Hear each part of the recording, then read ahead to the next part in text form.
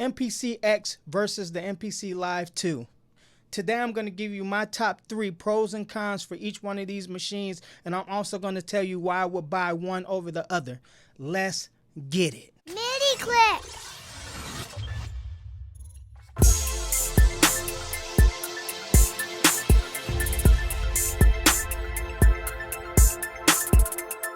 What's up? Welcome to the channel. I'm your host, Octavius Caesar. If you're new here, please consider subscribing and hit that bell notification button to help me with the YouTube algorithm. Push the goddamn button! Push the goddamn button! You heard what she said. Also, if you're in the market to get any one of these machines, I will have links in the description below to Zounds.com where you can purchase these machines through their flexible pay-as-you-pay program. I highly recommend them since I have purchased almost all of my gear through them using the same payment system. So check it out. Let's jump right into the content now. Hey, I wanted to let you guys know that I recorded this video like basically right before the MPC X SC came out. So I wasn't about to record it again. But I think that my overall stance on how I feel about both of the units, even with the MPC X SC being upgraded, is still the same. So this video is still valid.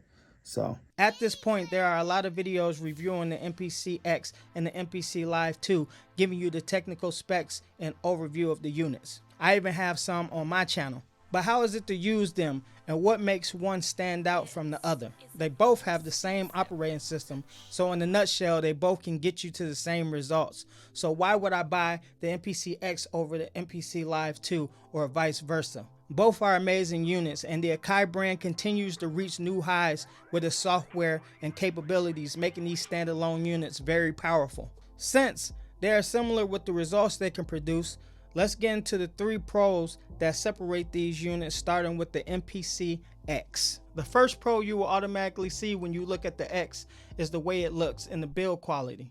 This thing is built like a tank, and it resembles some of the classic MPCs like the 2500 and the 4000 if you slap the big screen on it. The faceplate on the X is metal, something the MPC Live 2 is lacking with its mostly plastic build. The MPC X is a centerpiece, and it makes a statement in any studio that it's in.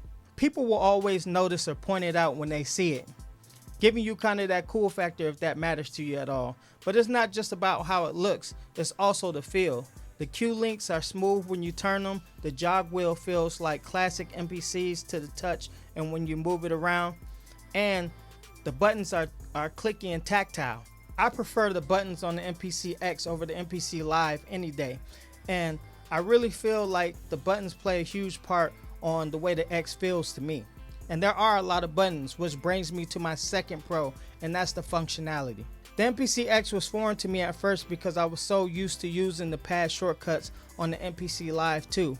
But once I got a chance to sit down with the X, as long as I've had it, I've developed a fast workflow because all the buttons are at your fingertips. I also want to note that the buttons that you use most often, like menu, sampling, and undo, are noticeably bigger, so you won't have no problem hitting these on the fly. Note repeat on the X is clutch. I love using the physical buttons versus the touchscreen on the MPC Live 2. Mixing on the MPC X is considerably better as well.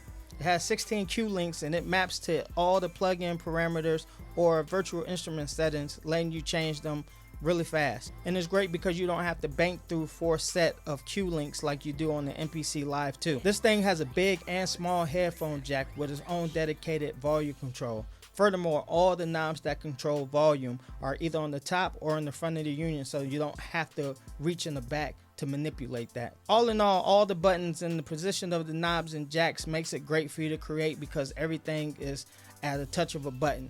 So you don't have to think about what you're going to do and the inputs you need to make.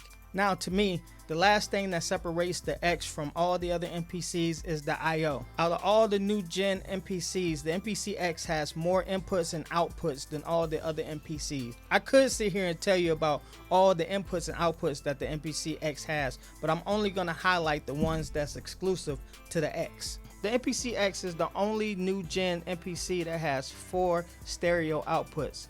It also has 2 stereo inputs, 2 of which you can reach on the front for things like guitars and plugging in instruments. The MPC X also is the only MPC that has 4 MIDI outs, and it has the headphone jack, like I said before, two, one which is a 7mm and the other that is a 1/4 inch, so you don't have to use an adapter. You can roll with whatever input that your headphones come with when you're using the X. The MIDI connection on the new MPCs is already OP, but with 4 dedicated MIDI outs, it just opens up the floodgates of what this thing can do and what it connect to. I believe that having an extra set of studio inputs is also dope, because that gives you less reason to buy things like a mixer to route audio into the MPC X. Out of all the inputs that I talked about, the MIDI outs and the extra stereo inputs is what stands out to me when it comes to the MPC X. Now on to the MPC Live 2.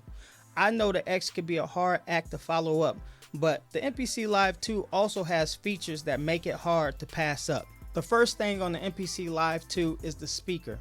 And I admit, when I first heard that they were going to put a speaker on the MPC Live 2, I thought it was the stupidest shit I ever heard. But after I got a chance to play with this thing, I quickly felt stupid for my previous thoughts because I fell in love instantly. Akai says that these are monitor quality speakers. I wouldn't quite say that, but they are loud enough to make beats without using headphones. And surprisingly, they do have a great bass response, so you can hear the low end when you're making your beats. I really think that it's dope that you don't have to use headphones when using this machine. The battery is the second thing that I love on the MPC Live 2. This is no secret. If you've been on my channel long enough, you know that I'm a huge fan of the battery because of its power and portability. The battery is rated for 6 hours, but I found that you can get about 4.5 to 5.5 hours comfortably.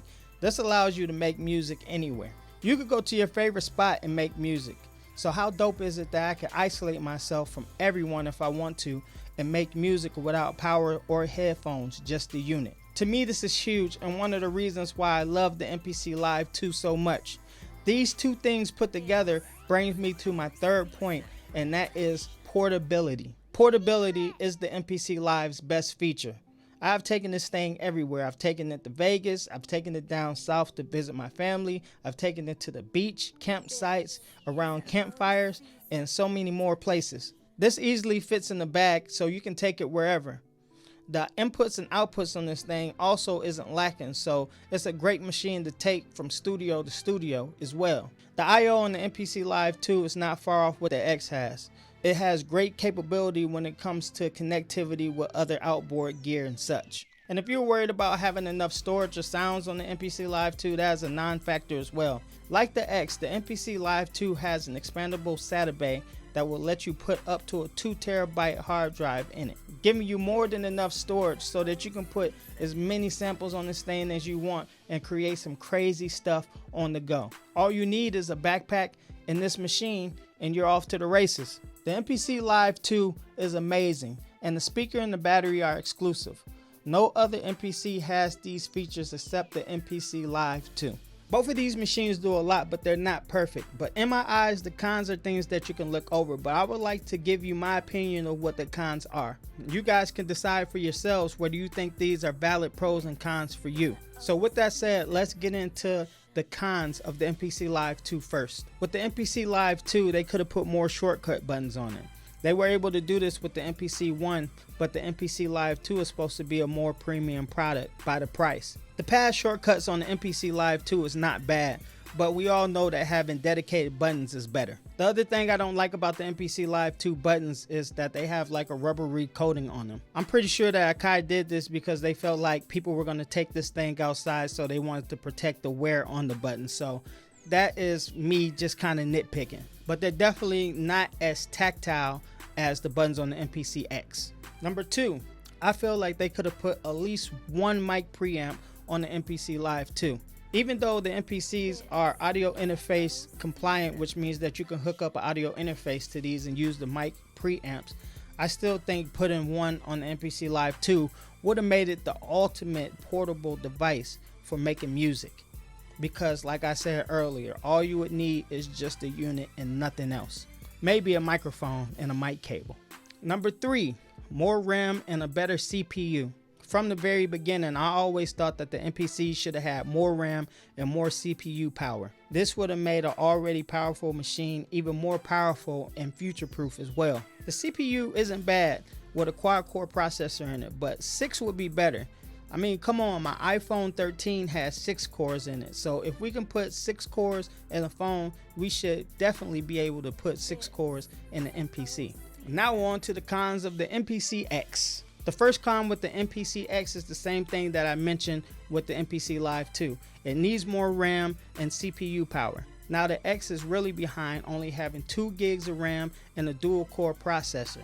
It is the only MPC in the lineup that hasn't been updated in a while, but we have got rumors of an MPC XL this year, so we're going to hold out to see if it comes. But if it does, I do expect it to have more CPU power and more gigs of RAM, since it is the flagship unit. The second thing is that the MPC X is big. Now, I said the MPC X is a centerpiece for a reason. This thing is hefty and it takes up a lot of space in your studio. So if you have a minimalist setup or you don't already have room in your studio, you're going to find quickly that you're not going to have enough room for this MPC either. The last con for the MPC X is the price. This unit is not cheap. At $22.99, I can almost buy 2 MPC Lives, put one in the studio, keep it there, and take one with me at the same price that I could get an MPC X. This is one of the reasons why I was never able to get an MPC X, even though I wanted one. I was never able to afford it, but thanks to Zounds, I was able to get my hands on one of these to test and review for you guys. So shout out to Zounds. Now for what you guys been waiting for. Which one would I buy? And for that answer, I would say that I would buy the MPC Live 2 and do own the one that you guys seen in this video and think that is the best MPC made to date. Plus, it was more in my price range. If I had an unlimited budget, then I hands down would buy both of these units. But since I don't, I had to pick the one that was best for me. But for you, it depends on what you need. I would say that the X is for someone who has the budget and the room to buy one piece of gear to build around. If you're an MPC enthusiast, then the MPC X is also for you because it resembles some of the classic MPCs like the 2500 and the 4000, like I said earlier. Also, if speed and quick workflow is something that you value, then the X is what you need. The Live 2 is for someone who can't sit still and is everywhere. A studio jumper or somebody who can't be stuck in the studio for long periods of time. A Netflix and produce type of person. Because of the I/O on the MPC Live 2, you also can build around it if you want to, but it carries a much smaller footprint than its bigger brother, so minimalists are welcome. All in all, price, space, and functionality is subjective to you. So if you are thinking about getting one of these units, then make sure you weigh the pros and the cons to make the best decision for your studio needs. Like I said, links are in the description. These are 2 of many tools that you can use to make music. We must remember that the tools are interchangeable, but the musician is not. We create what we love, and it brings us joy to present it to others. In many ways, music is therapy. So keep creating music. Y'all stay safe, be blessed, and I'll catch you in the next video. Peace.